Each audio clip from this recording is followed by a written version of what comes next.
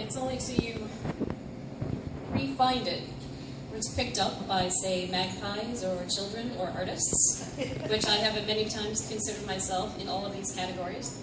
It's only until they pick those up that those gain new meaning. So, being one of all three of those, I have quite a collection, and my wife has accused me on many times of gathering shiny bits of things and bringing them back to my nest. This one's quite literally, it hangs on the wall. It was supposed to be a wreath with ribbons for the holidays, and it turned into a collection of my things.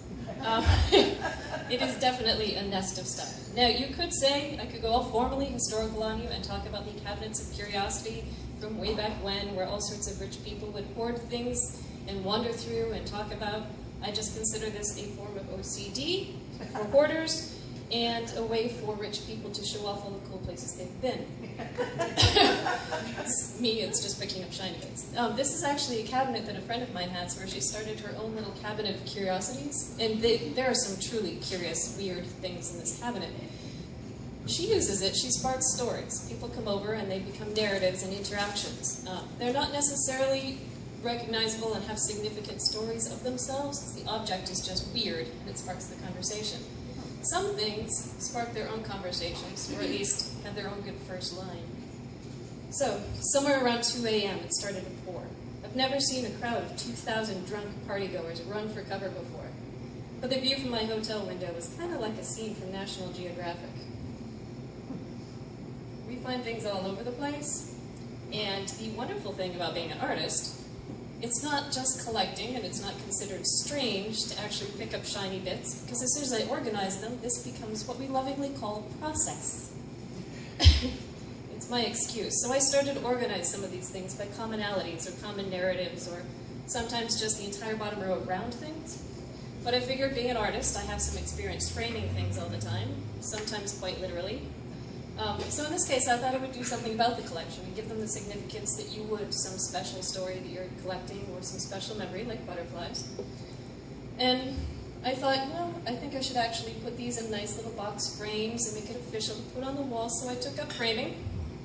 Probably not the best idea I could have had. I've learned that you can't put a nail in a hardwood to put it on the wall, so when I was done, I still couldn't put it on the wall. I put lots of holes in the wall instead. The Dremel saved my problems, but in any case, I did learn about, I've titled this card Blood. So not all of the things that I collect are actually things I find up on the ground. Sometimes they're just strange little things that they still have a story of themselves. Like, I found these in the dining hall, and I have no idea why there's a barrel of tiny apples. So I took about 80 different pictures, put my hand in all different shapes with these apples. You know, and it was just because of the strangeness of it. Now, this is my warning for you. If you have a cool idea, do it. Don't wait until it shrivels. This is that same apple. By its shriveling, however, it did come up with its own story. So it became significant in its own way, and it kind of had its own little narrative to it. So I chose this also. I think it was the first one I put in a frame. And once it was shriveled there, my story that came up was kind of like, what would happen if Eve didn't actually eat that apple and just sat there and stared at it?